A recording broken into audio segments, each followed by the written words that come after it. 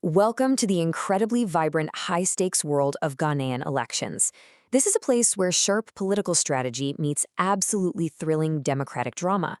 Today, we're diving straight into an explainer on the mechanics behind one of West Africa's most heavily scrutinized democracies. We're going to see exactly how these campaigns are fought and won, look at some absolutely brilliant uses of cultural symbols, and pull back the curtain on the systemic challenges still bubbling under the surface. Now, I want to kick things off with a slightly weird question. What do a hopping kangaroo and a wriggling finger have to do with winning a presidency? I know, it sounds like the setup to a pretty bizarre joke, but in Ghanaian politics, these gestures are serious business. In fact, they represent an absolute masterclass in political marketing. We'll get back to those in just a minute. Let's quickly run through our roadmap for today. We'll be hitting 5 key areas: marketing politics in Ghana, signs, symbols, and semiotics, the 2008 election thriller, flaws in the system, and finally, a really crucial question: where are the women? All right, part 1, marketing politics in Ghana, or the art of the campaign. Let's get into it. You know, you might assume that in such a diverse nation, things like ethnicity or even human rights records would totally dominate how people vote. But the data tells a completely different story. It turns out those factors actually have the least influence. The real winning formula? It's laser-focused on the economy, local development projects, promises to fight corruption, and, this is key, packaging all of that into incredibly catchy slogans. So, back in 1995, Ghana's media landscape liberalized, and we saw this massive explosion of radio and TV stations. But here's the catch. Despite that media boom, those traditional channels just didn't have the persuasive power you'd expect. What actually worked? Massive, in-person political rallies. The sheer pageantry, the raw energy of the crowd, that direct human connection, it fundamentally overpowered standard TV and radio broadcasts when it came to actually winning over the electorate.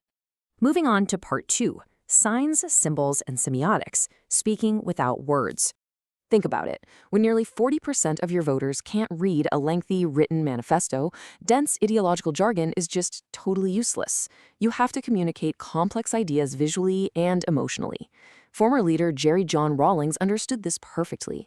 There's this famous story where he tried to recite a local Twi proverb that meant, "A lazy hand goes hungry," but he accidentally fumbled the words and ended up saying, "If a bird does not fly, it stands." And you know what? The masses absolutely loved him for it. It wasn't about getting the language perfectly right, it was about the authentic attempt to connect.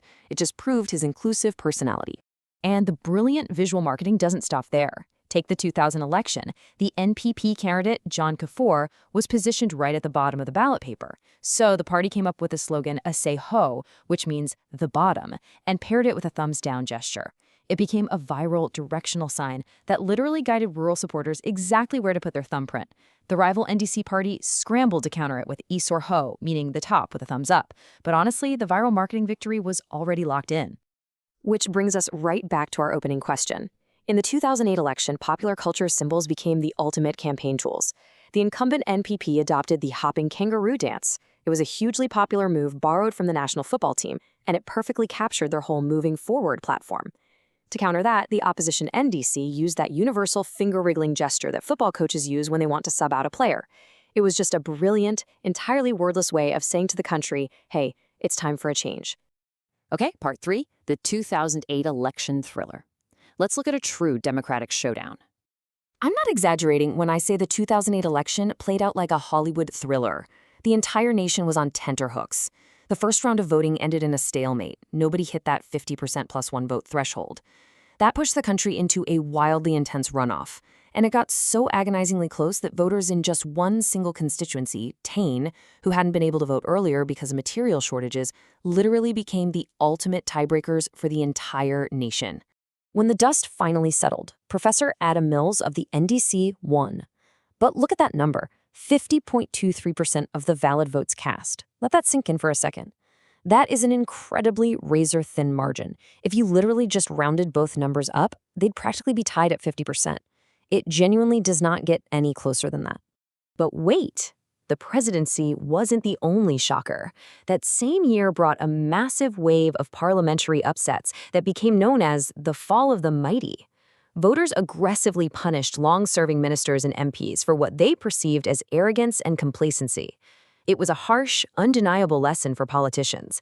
In this democracy, no seat is ever truly safe. Let's move to part 4, flaws in the system, where we pull back the curtain a bit. Because beneath all the brilliant marketing and viral dances, there are still some very real structural issues. Observers neutrally reported serious allegations from both sides of the aisle. We're talking reports of state-owned helicopters being used for campaign rallies, allegations of party delegates being bribed during primaries, and heavy bias in media coverage. At one point, the state broadcaster was actually sued for allegedly failing to give equal airtime to all the political parties. So there are definitely deep-rooted systemic flaws here that need ongoing reform. And that brings us to part 5. Where are the women? The unsolved systemic problem. Without a doubt, the most glaring gap in Ghana's democratic system today is the severe lack of female representation. What's strange is that historically, early leaders set a really high bar for inclusion. Back in 1959, Kwame Nkrumah established pioneering quotas to acknowledge women's vital roles in the independence struggle. And later, Jerry Rawlings appointed several women to senior progressive roles. Having that strong historical foundation makes the modern-day lag incredibly surprising.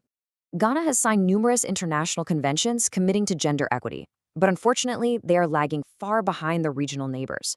While other African nations are making really significant strides toward putting women in power, Ghana remains stuck in the lower tiers of representation. The numbers here are pretty stark. According to the 2016 data in our source material, Ghana has a meager 13% female representation. That reputation as a democratic role model sharply contrasts with a country like Rwanda, which is sitting at a staggering 61%. Even the overall African average is almost double Ghana's at 24%. So why exactly is this happening? Well, researchers point to the first-past-the-post voting system, which naturally creates a winner-takes-all bias that tends to distort representation. Add to that the massive financial monetization of politics. It basically acts as a brick wall. It keeps economically disadvantaged women completely off the ballot. I mean, you can't win an election if you simply can't afford to run in the first place, right? So I'll leave you with this provocative thought to wrap up our explainer. For all of its marketing brilliance, its incredibly clever viral symbols, and its absolutely nail-biting electoral thrillers, a big question remains. Can a democracy truly be considered a role model if it leaves half of its population behind? The mechanics of winning are endlessly fascinating, but the ultimate goal has to be a system that truly reflects everybody. Thanks so much for joining me on this deep dive, and keep asking the big questions.